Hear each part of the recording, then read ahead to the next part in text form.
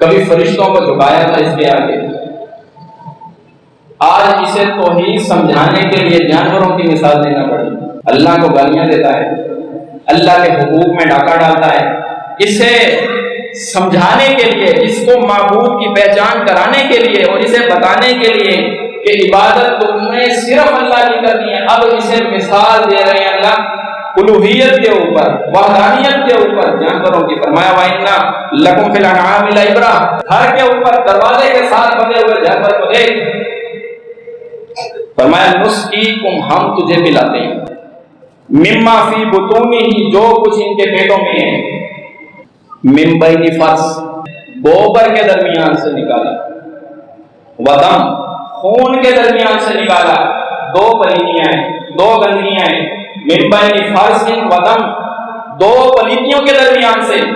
دیکھیں گوبر ہے، اس کا رنگ گدلا ہے، پھر وہ بدبودار ہے، رنگ اس کا گدلا ہے، پھر اوپر سے وہ بدبودار ہے، ادھر خون ہے، اس کا رنگ سرخ ہے، اوپر سے وہ پلید ہے۔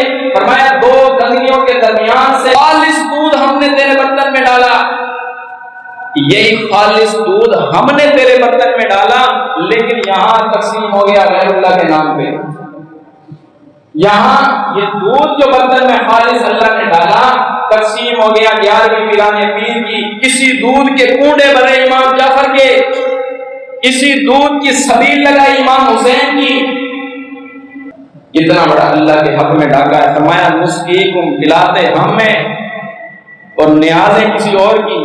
اگر اسی دودھ کے اندر، دودھ کے اس برتن میں 20 کلو دودھ، 25 کلو دودھ کے برتن کے اندر اگر اللہ شامل کر دیتا من بین فرث میں سے ایک قطرہ، گوبر میں سے، گوبر اس دودھ میں شامل کرتا، پیتا، چھوڑ دیتا، نہیں پیتا، خون اس میں شامل کر دیتا، پیتا، نہیں پیتا۔ فرمایا یہ خالص ہم نے پلایا اور ہمارے لیے عبادت لے کر آیا، وہ کون سی؟